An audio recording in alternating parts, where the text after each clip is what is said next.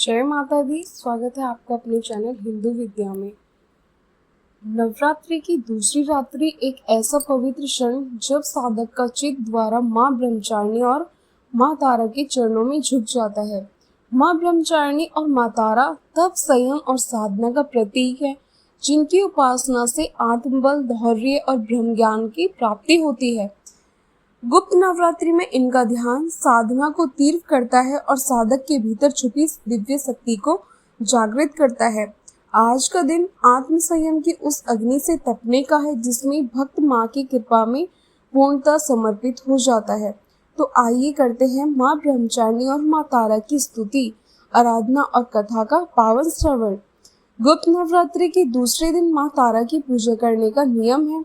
महाविद्या माँ तारा जीवन में आने वाली सभी वित्तीय आकर्षण और कष्टों से मुक्ति दिलाने वाली है।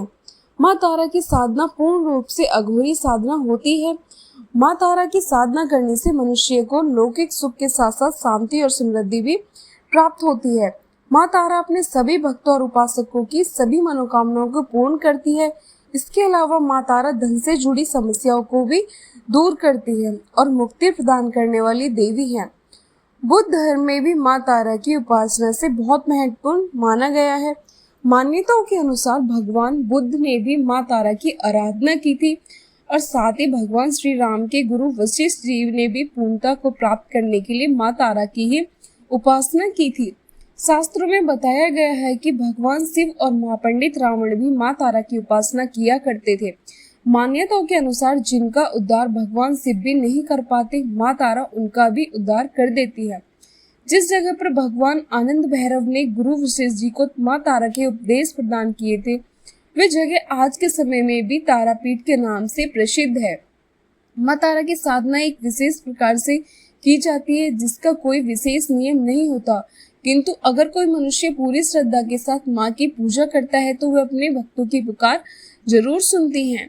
माँ तारा की साधना करने से धन संबंधी सभी समस्याएं दूर हो जाती हैं और सभी दिव्य सिद्धियां भी प्राप्त होती है। शास्त्रों में माँ तारा को 10 महाविद्याओं की दूसरी विद्या बताया गया है। ऐसा माना जाता है माँ तारा का स्वरूप माँ काली के समान होता है। अगर कोई व्यक्ति तांत्रिक शक्ति प्राप्त करना चाहता हो तो उसे इस दिन माँ तारा की विशेष साधना करनी चाहिए। माँ तारा की पूजा ज्यादातर अघोरी, तांत्रिक और साधु करते हैं। माँ तारा के 3 स्वरूप है। इनका रंग नीला है, इसलिए इन्हें नील सरस्वती भी कहा जाता है। इसके अलावा माँ तारा को उग्र तारा के नाम से भी जाना जाता है।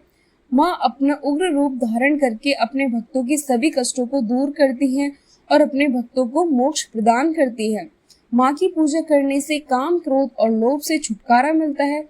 माँ तारा के तीसरे स्वरूप का नाम है एक जटा उग्र तारा। माँ का पहला रूप है। इस रूप में अपने भयानक और उग्र ऊर्जा की वजह से वे विश्व में विख्यात है। माँ तारा के अंदर समस्त तामसिक गुण मौजूद है और यह अपने भक्त की कठिन से कठिन परिस्थितियों में भी सहायता करती है। उग्र तारा किसी भी प्रकार के संकटों का नाश करती है और बुद्धि, बल, विवेक को जागृत करके अपने भक्तों की विनाशकारी परिस्थितियों को भी रास्ता दिखाती है और उनकी सहायता करती है। माँ तारा का दूसरा स्वरूप है नील सरस्वती और माँ के स्वरूप में पूरे ब्रह्मांड का ज्ञान सम्मिलित है। माँ नील सरस्वती आयुर्वेद, ज्योतिष विज्ञान या कुछ और भी अज्ञात ज्ञान हो जो सामान्य बुद्धि के व्यक्ति की समझ से परे हो। इन सभी चीजों को एकत्र करने के बाद जो स्वरूप बनेगा और जो ऊर्जा उत्पन्न होगी वह देवी नील सरस्वती। देवी नील सरस्वती राजसिक गुणों से संपन्न है। नील सरस्वती अपने ज्ञान और ऊर्जा से ज्वालिता सब को भी शिव का रूप देने में सक्षम है। माँ तारा का तीसरा स्वरूप है एक जटा देवी। एक जटा मोक्ष प्रदान करने वाली देवी है। माँ का ये स्वरूप तत्व गुणी है। देवी एक जटा शिव को अपनी जटाओं में धारण करके उन्हें मोक्ष प्रदान करने वाली देवी है। देवी एक जटा अपने सभी भक्तों को मुक्ति के पश्चात अपनी जटा में स्थान देती है और मोक्ष भी प्रदान करती है। माँ तारा का एक मंत्र नील कांच की माला से 12 बार जप करना चाहिए। मंत्र है ओम ह्रीं क्लीं ओम फट। माँ तारा की पूजा विधि है। माँ तारा की पूजा हमेशा रात के समय में ही की जाती है, इसलिए अगर आप माँ की पूजा कर रहे हैं तो हमेशा अर्धरात्रि में ही माँ तारा की पूजा हमेशा एकांत कक्ष में ही करें, जहाँ आपके अलावा और कोई दूसरा ना हो। माँ की पूजा करने से पहले स्नान करें, इसके बाद एक सफेद रंग की धोती धारण करें। माँ तारा की पूजा में कभी भी सिले हुए वस्त्र नहीं पहनने चाहिए। अब पश्चिम दिशा की ओर मुख करके बैठ जाएं और सामने एक चौकी रखें, उस पर गंगाजल छिड़ककर शुद्ध कर लें। चौकी पर गुलाबी रंग का वस्त्र बिछाएं, एक प्लेट में गुलाब के पुष्प रखें। अब चौकी पर तारा यंत्र की स्थापना करें। इस यंत्र के चारों तरफ चावल की 4 ढेरियां रखें। चावल की चारों ढेरियों पर एक अलग अलग लौंग रखें। इसके बाद तारा यंत्र के सामने घी का दीपक प्रज्वलित करें। दीप जलने के बाद विधि विधान से माँ तारा के मंत्रों का जाप करें। जाप करने के बाद श्रद्धा पूर्वक माँ तारा की कथा सुने और कथा सुनने के बाद माँ की आरती उतारे। पूजा करने के बाद पूजा में इस्तेमाल की गई सभी सामग्रियों के अगले दिन की पूजा करने से पहले किसी बहती हुई नदी में प्रवाहित कर दे या फिर इन सामग्री को पीपल के पेड़ के नीचे जमीन में गहरा गड्ढा खोदकर दबा देना चाहिए।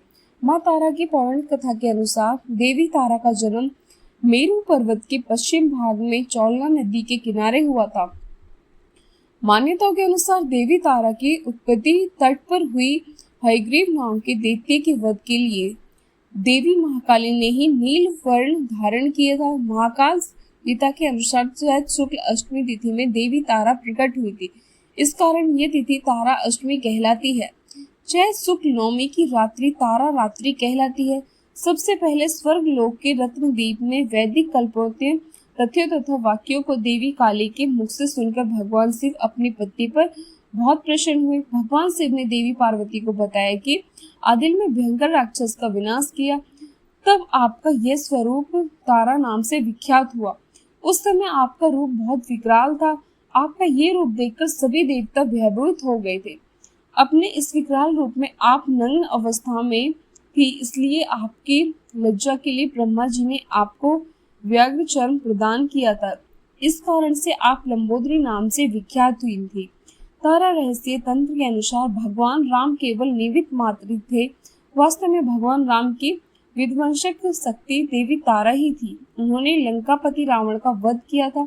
माँ ब्रह्मचारिणी की पूजा नवरात्रि के दूसरे दिन की जाती है। ब्रह्मचारिणी का अर्थ होता है तप का आचरण करने वाली देवी। ब्रह्मचारिणी की पूजा करने वाले भक्त को अपने हर काम में सफलता प्राप्त होती है। वे हर ओर विजय प्राप्त करता है। माँ ने अपने इस स्वरूप में सफेद वस्त्र धारण किए हुए हैं। माँ की 2 भुजाओं से दाहिनी भुजा में जप माला और बाएं भुजा में कमंडल है। इनकी पूजा करने से भक्त के अंदर जप तप की शक्ति बढ़ती है। माँ ब्रह्मचारिणी अपने भक्तों को संदेश देती है कि परिश्रम से ही सफलता प्राप्त की जा सकती है। भगवान शिव को पति रूप में प्राप्त करने के लिए ब्रह्मचारिणी माता ने अत्यंत कठिन तप किया था। शिव पुराण में वर्णन मिलता है कि श्री ब्रह्मा जी के आदेश अनुसार भगवान शंकर जी को पति रूप में प्राप्त करने के लिए देवी पार्वती ने कठिन तप किया था। ब्रह्मा जी के आदेश के बाद महर्षि नारद जी ने देवी पार्वती को पंचाक्षर मंत्र यानी शिवाय नमः की दीक्षा दी। दीक्षा लेकर देवी पार्वती अपने सखियों के साथ तपोवन में जाकर कठिन तपस्या में लीन रहने लगी। उनकी कठिन तपस्या का वर्णन शिव पुराण में मिलता है। माता पिता की आज्ञा लेकर देवी पार्वती ने सबसे पहले राजसी वस्त्रों का अलंकारों का त्याग किया। उनकी जगह पर उन्होंने मूंज की मेखला धारण कर ली, वकल वस्त्र धारण कर लिए, हार को गले से निकालकर मृग चर्म धारण किया और फिर गंगा अवतारण नामक पावन क्षेत्र में सुंदर बेदी बनकर वे तपस्या में बैठ गए। अपने मन और सभी इंद्रियों का निग्रह कर सभी इंद्रियों को अपने वश में कर देवी पार्वती ग्रीष्म काल में अपने चारों ओर अग्नि जलाकर बीच में बैठ गए। ऊपर से सूर्य के प्रचंड ताप को सहने करती हुई वे अपने तन को तापती रही। वर्षा ऋतु में वे खुले आसमान के नीचे शिलाखंड पर बैठकर दिन रात जल की धारा से अपने शरीर को सींचती रही। भयंकर शीत ऋतु में जल के बीचों बीच रात दिन बैठकर उन्होंने कठिन तप किया। इस प्रकार निर्हार रहकर देवी पार्वती ने पंचाक्षर मंत्र का जाप करते हुए शक्ति मनोरथ पूर्ण करने वाले भगवान सदाशिव के ध्यान में अपने मन को रमा दिया। अपनी पुत्री के विवाह लायक देखकर माता मैना और पिता हिमालय को अपनी पुत्री के विवाह की चिंता हुई। उन्होंने महर्षि नारद राजमहल में पहुंच गए। अपने महल में महर्षि को विराजमान देखकर राजा और रानी ने अपनी पुत्री के विषय के बारे में इनसे पूछा। त्रिकलेश्वर सर्वज्ञ तुम गति सर्वज्ञ तुम्हारी कहो सुता के दोष गुण मुनियर। हृदय बिचारी नारद जी ने देवी पार्वती का हाथ देखकर भविष्यवाणी की। सब लक्षण छप्पन कुमारी होई सती प्रिय प्यारी सदा अचल ए रहकर अहिता तय तेजस्वा की पितु माता राजा हिमालय ने प्रश्न में बेटी के अवगुण पूछे थे, किंतु देवऋषि नारद ने पहले पार्वती जी के गुणों का व्याख्यान किया। नारद जी चतुर और मनोवैज्ञानिक व्यक्ति थे, वे सबके मन की बातें पढ़ लेते थे, इसलिए देवी पार्वती के माता पिता से वे उनके दिव्य गुणों की चर्चा करते हैं। सद्गुणों की एक लंबी सूची नारद जी ने अपने सामने प्रस्तुत की, लेकिन जब देवी पार्वती के पिता ने पूछा कि हे देवऋषि, मेरी पुत्री में अगर कोई दोष हो तो भी बतला दीजिए, तब नारद जी बोले, न सुनो, ये जब अवगुण दुचारी यानी कि आपकी पुत्री में 2-4 अवगुण भी है, उन्हें भी आप सुन लो। जोगी अटल अकाल मन नगन अमंगल वेश अश्म स्वामी है कहत मिलश परिस्त आरेख। नारद जी कहने लगी कि पार्वती पुत्री तो सर्वगुण संपन्न है, किंतु उनका पति एकजुट धारी दिगंबर और अमलेश्वर वाला होगा। नारद जी के मुंह से ये बात सुनकर देवी पार्वती के माता पिता तो बहुत उदास हो गए, किंतु देवी पार्वती को मन ही मन बड़ी प्रसन्नता हुई। जो बेहद संकार सन हुई दोहु गुण सम कहे। सब कोई नारद जी के ने पार्वती जी के माता पिता को बहुत समझाया कि जिन दोषों का वर्णन मैंने किया है वे सभी शंकर जी में है, और माता पार्वती जी का विवाह भगवान शंकर से कर दिया गया है, तो ये दोष भी गुण में बदल जाएंगे। सम्रत के नहीं दोषु गोसाई रवि पावक ससुराई की नाई। अंत में नारद जी ने अपने माता पिता से ये तक कह दिया कि शिव जी को छोड़कर संसार में आपकी पुत्री के लिए कोई दूसरा वर ही नहीं है। किंतु असंतोष होने पर भी शंकर जी दुरात्मक यानी कि शिव जी कठोर उपासना से प्रसन्न होते हैं। उनको प्राप्त करने का एक ही उपाय है, पार्वती जी के वन में जाकर कठिन तपस्या में लीन हो जाए। तब देवऋषि नारद की प्रेरणा से अपने माता पिता की आज्ञा लेकर देवी पार्वती हिमालय के गहन वन में तपस्या करने के लिए चली गई। पार्वती जी के तप में हद से अधिक भगवान शिव को प्राप्त करने का अनुराग है, इसलिए शिव जी के चरणों का ध्यान करते हुए उन्होंने सभी प्रकार के सुखों का त्याग कर दिया। भगवान शंकर के चरणों कमलों में नित्य नूतन अनुराग होने के कारण अब तो उन्हें अपने शरीर की भी शुद्धि नहीं रही। उन्होंने तन और मन पूरी तरह अपने आप को तपस्या में लीन कर लिया है। 1000 वर्ष तक मूल और फल और 100 वर्ष तक उन्होंने केवल शाक का आहार किया है। कुछ दिन तक तो उन्होंने केवल पानी और हवा का सेवन किया है, और कुछ दिन के बाद उन्हें भी त्याग कर कठिन उपवास किया। फिर उन्होंने वृक्ष से गिरी हुई बेल की सूखी पत्तियां खाकर 3000 वर्ष बिताए। जब देवी पार्वती ने सूखी पत्तियां भी खाना बंद कर दी, तब उनका नाम पड़ गया अपर्णा। तभी देवी पार्वती की इस कठिन तपस्या को देखकर आकाशवाणी हुई कि हे देवी, तुम्हारी मनोरथ पूर्ण हो जाएगी। अब तुम हट और तप छोड़कर अपने घर चली जाओ, भगवान शंकर तुमसे मिलने जल्दी जाएंगे। इसके बाद एक दिन भगवान शिव ने देवी की तपस्या से प्रसन्न होकर उन्हें दर्शन दिए, और उन्होंने अपनी पत्नी के रूप में स्वीकार करने का वचन भी दिया।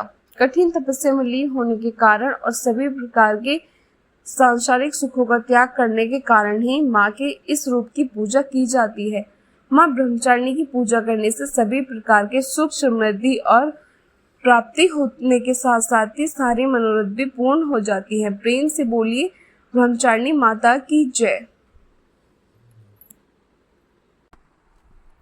ये थी आज की कथा। अगर आपको कथा पसंद आई हो तो वीडियो को लाइक जरूर करें। अगर आपने मेरे चैनल को अभी तक सब्सक्राइब नहीं किया है तो मेरे चैनल को सब्सक्राइब करके कमेंट में जय माता दी जरूर लिखें, और मुझे ये बताएं कि ये व्रत किस किस ने